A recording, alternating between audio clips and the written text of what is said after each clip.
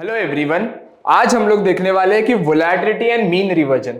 तो सिंपली ये एक कैरेक्टरिस्टिक है वोलेटिलिटी का, एंड इसमें अगर मैं थोड़ा बहुत और ऐड ऑन करने जाऊं तो इससे हम लोग ये भी जानेंगे कि वोलेटिलिटी जो है वो टेक्निकली वहां पे अगर बढ़ रही है और प्राइस का साथ में मोमेंटम है तो हम लोग उससे क्या एंटिसिपेट कर सकते हैं, बाजार में क्या हो रहा है।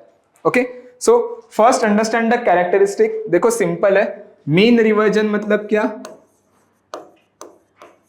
मीन रिवर्जन या फिर मीन रिवर्टिंग अगर मैं बताने जाऊं मतलब क्या कि इट्स नेवर ट्रेंडिंग। बाजार कैसे मोमेंटम देता है, कुछ ऐसे ना, हायर हाई क्रिएट करेगा या फिर लोअर लो क्रिएट करेगा, कुछ ऐसा मोमेंटम देगा। लेकिन मीन रिवर्जन का मतलब क्या है ना, देखो ऐसा, मीन के पास वापस आना। ओके, सो वोलेटिलिटी ना कुछ ऐसे मोमेंटम देती है। अगर आप अच्छे से देखोगे वोलेटिलिटी को, मैं दिखाता हूं यहाँ पे आपको आपको कुछ ऐसा मोमेंटम देता है आईवी। ओके, मतलब सपोज ये मैं मीन पकड़ लूं तो देखो ये बॉटम क्रिएट करेगा, फिर से मीन की तरफ आएगा, फिर से टॉप क्रिएट करेगा, फिर से मीन की तरफ आएगा। So it has a mean reverting characteristic. Okay, now देखो सिंपल है, अगर मैं रिजिम्स की बात करूं, वोलेटिलिटी, प्राइस, ओके, तो सपोज अगर वोलेटिलिटी मेरा बढ़ रहा है और मेरा प्राइस गिर रहा है, सो इसे मैं कहूंगा एक डिस्ट्रक्टिव मूव है। एक डिस्ट्रक्टिव मूव है मतलब एक बड़ा फॉल है, बाजार में बहुत ज्यादा फियर है कि मेरी वोलेटिलिटी बढ़ रही है और मेरा प्राइस जो है वो गिर रहा है। ओके, यहां पे अगर मैं नीचे की तरफ और देखूं, सपोज मेरा वोलेटिलिटी गिर रहा है लेकिन मेरा प्राइस बढ़ रहा है, तो मैं इसे कहूंगा कि इट्स अ बुलिश इंडिकेशन, या फिर एक मैं कहूंगा कि एक मोमेंटम है जो ऊपर की तरफ बनेगा। इससे इंपैक्ट उतना नहीं आएगा कि ये ड्रास्टिक बड़ा मोमेंटम नहीं देगा, लेकिन ये comes under the bullish one. Main क्या याद रखना कि अगर मेरा वोलेटिलिटी बढ़ और प्राइस गिरा मतलब समझो कि ये बहुत बड़ा फॉल है, जो भी डिस्ट्रक्टिव मूव्स है वो कहीं पे तो आने वाले। पैंडेमिक के टाइम देखो, वॉर सिचुएशन जब भी होता है तभी देखो वोलेटिलिटी स्पाइक अप करे तो बाजार बहुत गिरता है, राइट। तो वही मैं कह रहा था इसका आंसर, राइट। अभी आप सिंपल यहां पे आओगे सपोज क्वांट्सएप पे, ओके, या फिर आप यहां पे भी देखोगे ना, तो देखो कंस्ट्रक्टिव मूव मतलब फॉलिंग इन आईवी और प्राइस अगर मेरा बढ़, डिस्ट्रक्टिव मतलब राइजिंग इन आईवी, राइट। तो ये एक चीज है। अगर मैं इस पे आऊं एंड सपोज मैं आईवी एंड आईवीपी पे आता हूं यहाँ पे, एंड ईवीएचवी, इसमें से मैं निकालता हूँ एचवी फ्यूचर प्राइस और ये निकालता हूँ।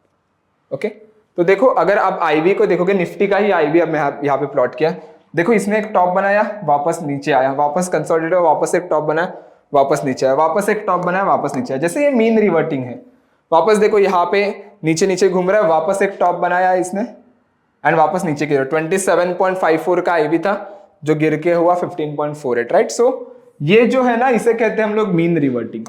तो ये टॉप बनाएगा तो वापस मीन की तरफ आता ही है।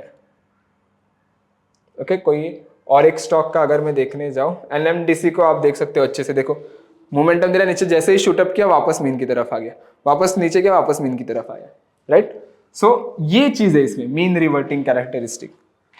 ओके, और अगर मैं इसमें और डिटेल में बताने जाऊं आपको, तो इसमें देखो एक कैरेक्टरिस्टिक इसका ये निकल के आता है, it has a sticky nature.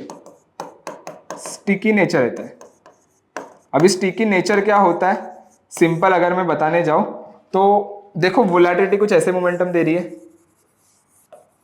तो वोलेटिलिटी जो है ना वो ग्राउंड लेवल पे बहुत ज्यादा देर टाइम स्पेंड करती है। यू कैन सी, बहुत ज्यादा देर, यहाँ पे भी देखो मैंने जो ड्रॉ किया है ना, बहुत ज्यादा देर टाइम स्पेंड करती है। लेकिन जब भी वोलेटिलिटी एक हायर वोलेटिलिटी एनवायरनमेंट में चली जाती है, जैसे यहाँ पे, तो देखो एक क्विक फॉल हमें देखने मिलता है, राइट। ज्यादा देर वोलेटिलिटी सस्टेन नहीं करती वो लेवल पे, तो इससे हम लोग कहेंगे कि एक नेचर है कि ग्राउंड लेवल पे स्टिकी नेचर रहता है वोलेटिलिटी का, लेकिन जैसे ही वो हायर वोलेटिलिटी एनवायरनमेंट में चली जाती है तो एक क्विक फॉल हमें देखने मिलता है बाजार में।